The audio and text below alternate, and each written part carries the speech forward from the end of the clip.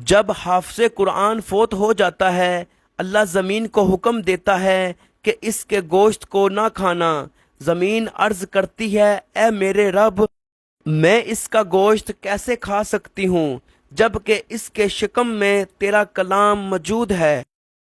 حضرت بلال حبشی تھے، سید نہیں تھے، کالے تھے، سفید نہیں تھے، غریب تھے، امیر نہیں تھے، غلام تھے، آزاد نہیں تھے، ان پڑھ تھے، عالم نہیں تھے، لیکن ان کے تقوی کا یہ عالم تھا کہ آپ مکہ کی سرزمین پر چلتے اور قدموں کی آہٹ جنت میں سنائی دیتی۔ ہر لکھی ہوئی بات کو ہر پڑھنے والا نہیں سمجھ سکتا، کیونکہ لکھنے والا احساس لکھتا ہے اور پڑھنے والا صرف الفاظ پڑھتا ہے۔ وقت، موسم اور لوگ سب کی ایک جیسی فطرت ہوتی ہے، کب کون کہاں بدل جائے پتہ ہی نہیں چلتا۔ بہت خوبصورت ہوتے ہیں وہ رشتے جن میں ناراضگی کے بعد معمولی سی مسکراہٹ زندگی پہلے جیسی ہو جاتی ہے۔ حال پوچھنے سے حال ٹھیک نہیں ہو جاتا، بس ایک تسلی سی ہو جاتی ہے کہ اس دنیا کی بھیڑ میں کوئی اپنا بھی ہے۔ اللہ تعالیٰ فرماتے ہیں، میرے ذکر کے لیے وقت نکالو، میں تمہارے کاموں میں برکت عطا کروں گا، ورنہ دنیاوی کاموں کی کثرت تم پر اس طرح مسلط کر دوں گا کہ تمہیں فرصت ہی نہ ہوگی اور سکون سے محروم ہوں گے۔ لوگوں پر 3 احسان کرو، نفع نہیں دے سکتے تو نقصان نہ کرو، خوش نہیں رکھ سکتے تو اداس بھی نہ کرو، تعریف نہیں کر سکتے تو برائی نہ کرو۔ نہ جانے کون سی سازشوں کا ہم شکار ہو گئے، جتنے صاف دل تھے اتنے داغدار ہو گئے۔ جب لوگ راستے الگ کرنے کا فیصلہ کر لیتے ہیں تو سب سے پہلے وہ رابطے کم کر لیتے ہیں۔ احسان کرنے والے بنو، احسان جتلانے والے نہیں۔ صبر ایک ایسی سواری ہے جو اپنے سوار کو گرنے نہیں دیتی، نہ کسی کے قدموں میں اور نہ کسی کی نظروں میں۔ 3 کام اللہ کو پسند ہیں: ٹوٹے ہوئے دل کو جوڑنا، دل نہ چاہتے ہوئے بھی معاف کر دینا، کسی کے گناہ پر پردہ ڈالنا۔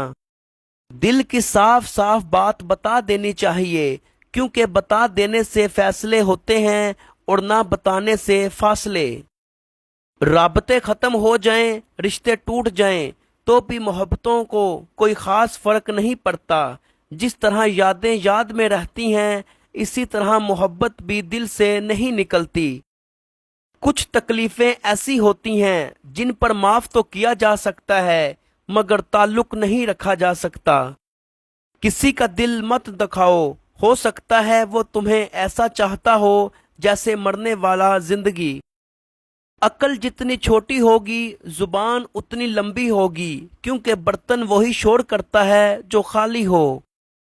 مطلب کا وزن بہت زیادہ ہوتا ہے، اس لیے تو مطلب نکلتے ہی رشتے ہلکے ہو جاتے ہیں۔ زمانے کی جہالت کا عالم تو دیکھ اقبال، قیمتی چادریں بے جان قبروں پہ اور زندہ عزت بے حجاب پھرتی ہیں۔ تجھے تیری اوقات کا اس دن پتہ چلے گا جب لوگ دفنانے کے بعد بھی اپنے ہاتھ تجھ پر جھاڑیں گے۔ کامیابی حاصل کرو لیکن پیسے کے لیے نہیں، بلکہ اپنی پہچان بنانے کے لیے۔ مشکلات میں گھبرانا نہیں چاہیے، ستارے ہمیشہ اندھیروں میں ہی چمکتے ہیں۔ کسی کی پہچان علم سے نہیں ہوتی بلکہ ادب سے ہوتی ہے، کیونکہ علم تو ابلیس کے پاس بھی تھا لیکن وہ ادب سے محروم تھا۔ زندگی کی ٹھوکر بڑی نرالی ہے، جب بھی لگتی ہے کسی کی اصلیت دکھا دیتی ہے یا کچھ نہ کچھ سکھا دیتی ہے۔ اللہ کی دی ہوئی ڈھیل کو اپنی چالاکیاں مت سمجھ، جس دن اس نے رسی کھینچ لی منہ کے بل ہی گرو گے۔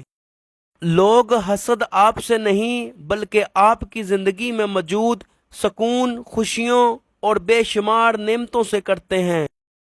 کسی کی نرمی کو اس کی کمزوری نہ سمجھ، اگر وہ سر جھکا کر چلتا ہے تو صرف اللہ تعالیٰ کے خوف سے۔ درود و شریف کے دم کا اثر ایک سائنسدان نے تحقیق کی ہے کہ درود و شریف پڑھ کر جو دم کیا جاتا ہے تو سانس میں ایک قسم کی برق روح پیدا ہوتی ہے جو مریض پر نہایت خوشگوار اثر ڈالتی ہے۔